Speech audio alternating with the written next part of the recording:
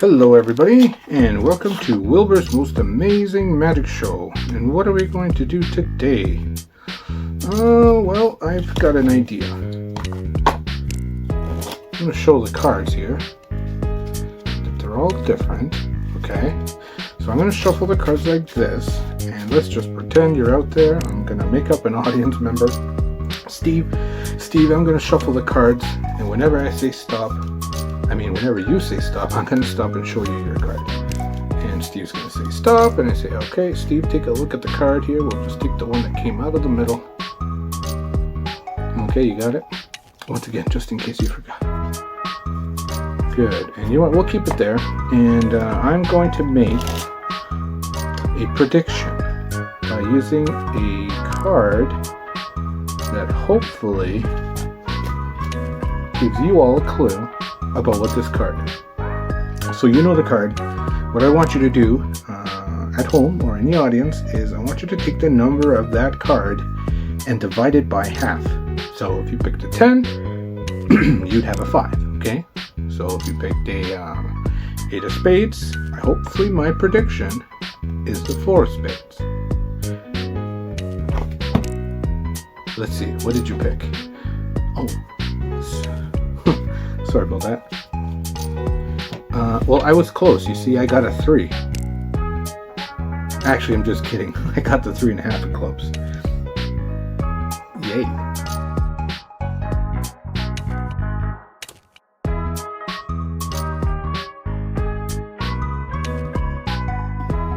Okay, so we're going to learn this trick along with a bunch of other endless possibilities you can do with the technique that I'm going to teach called card force.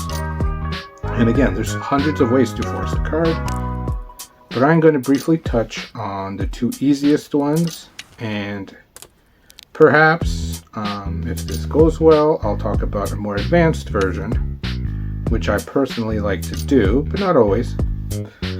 Anyways, what is this goofy card? Do I need it? I would recommend you make one. It doesn't even have to be from the same deck, because you can just pull out any random card. It could be from an old deck that's missing a bunch of cards. And all I did was I got a marker and I wrote half on each corner of the pips, and I drew a half a club right over there. The little black It's not the best. You can actually buy these professionally printed, but you know what? I made my own, and people, I think, find it more hilarious that I went and did that. So that's the prediction card that I do, the revelation as we call it. So what is card forcing? Well, card forcing is the magician makes the spectator pick the card they want them to pick.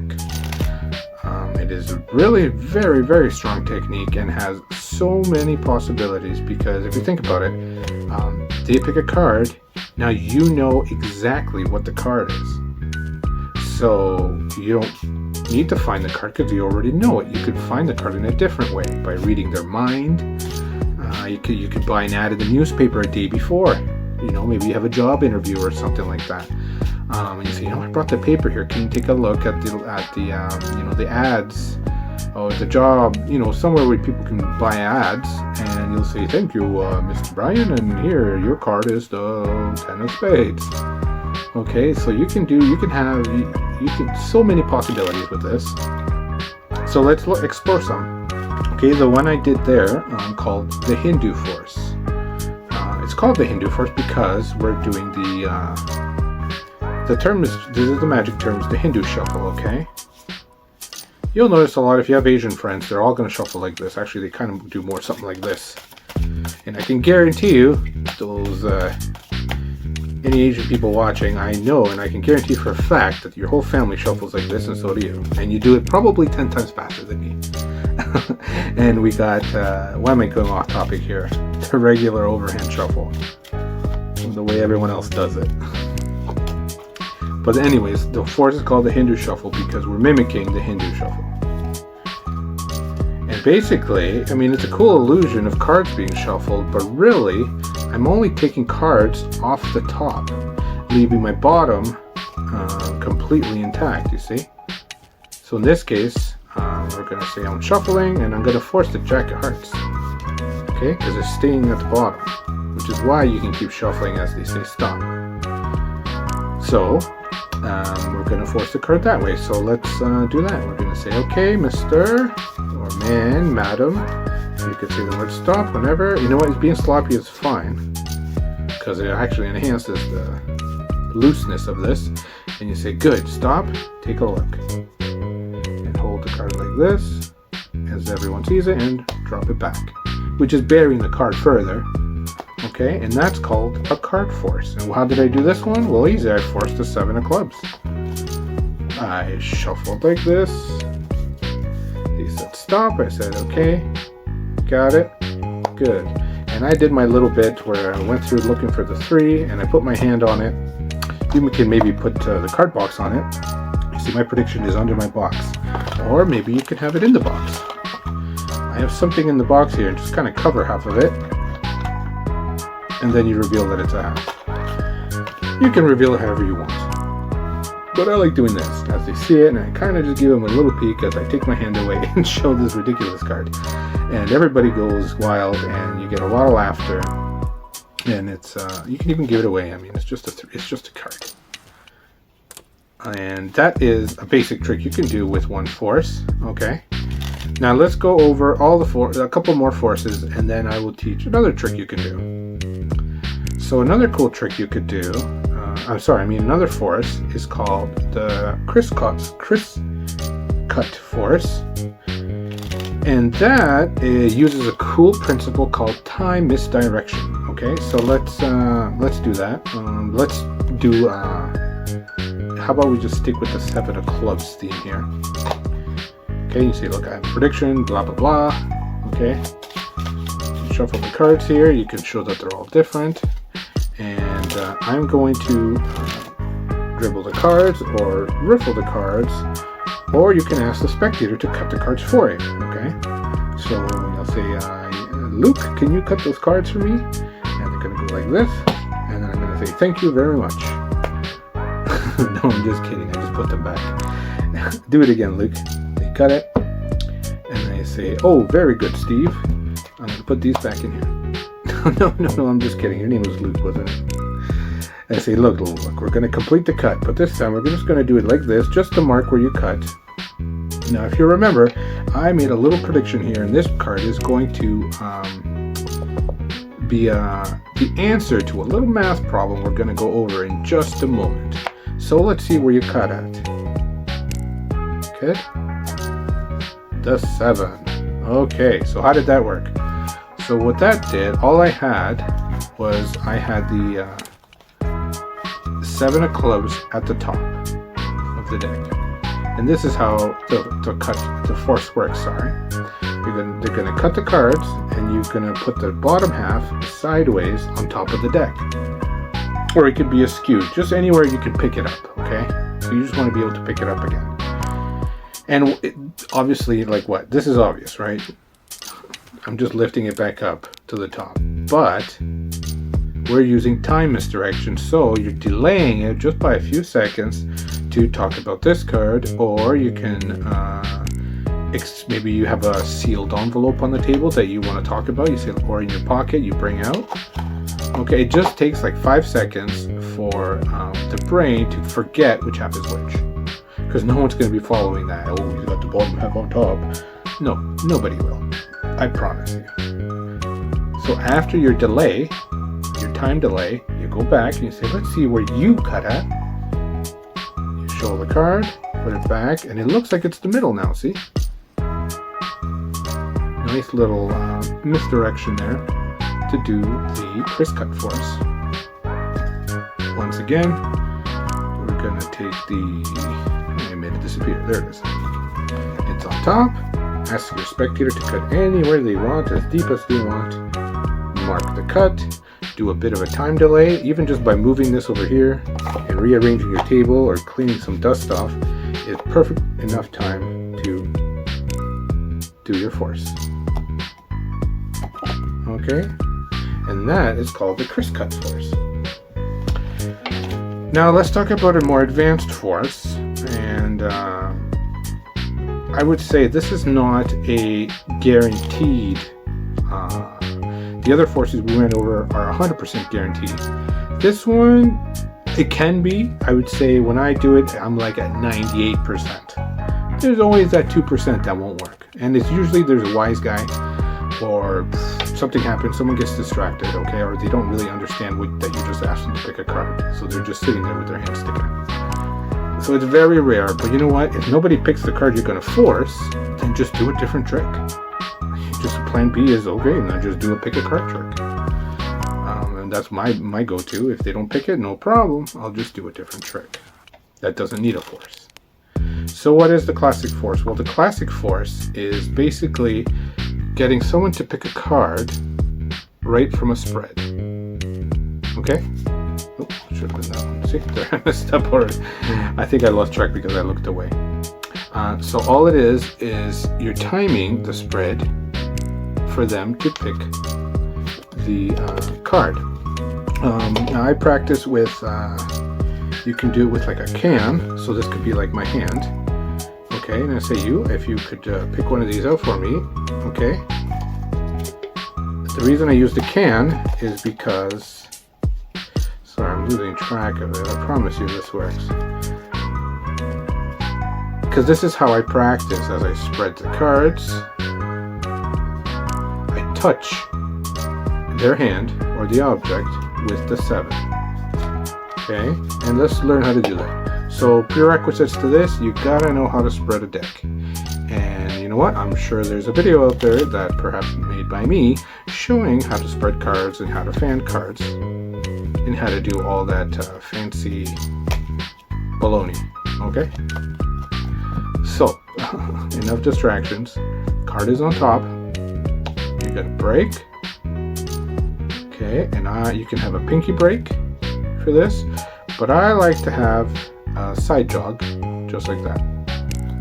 So I say, if you could hold out your hand for me, and I start spreading, and as I'm spreading and getting closer to their hand, so here's the card, I'm touching it with my thumb, I have my eyes on it. As they're coming closer, I'm literally pushing it into their finger. You'll be surprised how easy that is, because it just feels right. Like the card just looks easy to take. Everything is kind of crumpled together, but this one just looks nice. And people will pick one that just feels more accessible. And they don't know that you're going to make them pick a card. Like, who thinks that? Who thinks that the magician's going to make me pick a card? If they know that, it's because they either have seen another magic show before, or they're a magician themselves, or maybe they've watched a YouTube video on how to. But that is called the classic force. Okay? That's something you got to practice. And again, if you fail it, just do a regular pick a card trick. Anyways, that's called the classic force. But definitely, if you're new to magic, practice and use the ones I went over before. We have the Hindu force. In this case, we're doing King of Spades. We have the criss-cut force, using our time misdirection, and when you delay, and you see, take a look where you cut at. Okay, and then we have the classic force. If you want to do the classic forcing, go ahead. Practice that. It's certainly more sneaky, and it's especially for any skeptics out there, it's a really good one to use on them. So what other tricks can you do besides this silly one? Well, you can do lots. One I like to do is card divination. So let's see, I mean, it doesn't matter what card you pick. You can shuffle the cards, square them up, and take a look at the bottom card. Okay, so when I did this, I peeked at the bottom. We're going to use Hindu force. So I say, look, I'm going to shuffle, and if you could say stop for me, please. They stop. Take a look. Okay, so in this case, it was the, oh yeah, I went over the Jack of Spades. Bury it, it's okay. And what I'm going to do is I'm going to deduce the card that you picked. And you're going to ask the spectator to pick any 4 random cards. Okay, so I'm going to do it like this, but ask them to look at them. But we're going to pick them at random, because I like to play around with this, because it's called, you kind of make it up as you go. So they take out 4 cards, and you're going to we already know it's the Jack of Spades. I know it's the Jack of Spades, and you're gonna make a deduction of what card they picked based on what you have here. And so you look for patterns, okay? Are there a lot of spades? No, so I can't talk about that. But you can say, interesting choice of cards. I see here you've picked a lot of low cards, 5 and 6, and 2 jokers, which don't really have any value. So it leads me to believe you picked something high. And you're probably quite a joker with your friends, aren't you? And you start doing all these silly things. You call them I don't know if you can guess their sign type of thing. And I say, let's see. You know what? I kind of wonder, since you picked a high card, if I add these together, it gives me 11. There's not really an 11 card, but there is a card after 10, which is a jack. I'm guessing you probably picked a cherry-colored card, am I right? And they're going to say no. And I say, well, have you ever heard of black cherries? Did you pick the Jack of Spades? Okay. So that's called that's a really cool thing you can do with a force card. All you got to do is know beforehand what card it is, and then just try to guess their card by making up any BS that you can. Either do math or you can talk about odd numbers and even numbers. These are all high cards, 9, 10. You make up different stories or little cool patterns that you find. Maybe you have a bunch. Maybe you can do a whole math problem. I don't know. Maybe you can do this plus that minus this times this. I don't know. Honestly, I always make it up as I go, and I always get great reactions with this. And anyways, that's all I have to talk about card forcing. And again, there's a lot more ways to force a card. Maybe I'll show a bonus one here. This is one I like to call. So let's see, we're gonna force the King of Spades in this case. Okay, and this is called the slip cut. And all it is we're gonna go like this, and they say spectator is gonna say stop. And all I did there was I slid the card from the top. We're gonna go slow with my fingers into the middle. Okay, how does that work? Well, when your fingers are up here holding it, pretty much as long as you're holding the edges, it will automatically let that card slip.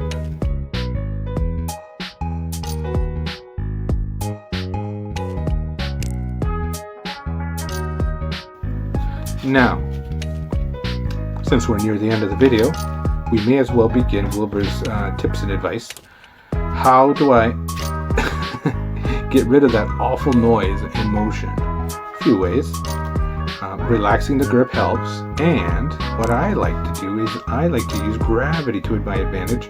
So I like to hold the cards a little bit more sideways, just like this, which makes the slipping a lot more quieter. By holding the cards more vertical. Now, not exactly vertical like this, but pretty close to that, it makes the noise way more quiet. Because whenever I see people do it, they go like this, and it looks terrible. Okay, so just relax your grip with the fingers on top, come and grab, and just slowly peel it off. Very little friction is needed. And another thing I like to add is, I don't want to go sideways. Instead, when I go sideways, I come forward. And with that, I'm going to say, can you say the word stop right here? Perfect. And watch this. Could you hold out your hand, please? Oh, your left hand there. Perfect. And take a look at the card here. Okay, and I use my pointing as the time misdirection. And I say, okay, hold out any of those hands and take a look at your card. So I use my voice to ask them to pick one of those hands, and they're going to pick this card, okay? So that is a way to mask the slip cut. And another piece of advice, I was going to talk about the Hindu force. Now, well, this is good, especially when you're sort of in front of a large audience, because then, you can show the card to everybody. Okay, this was the Hindu force. Maybe I should quickly Never. Okay.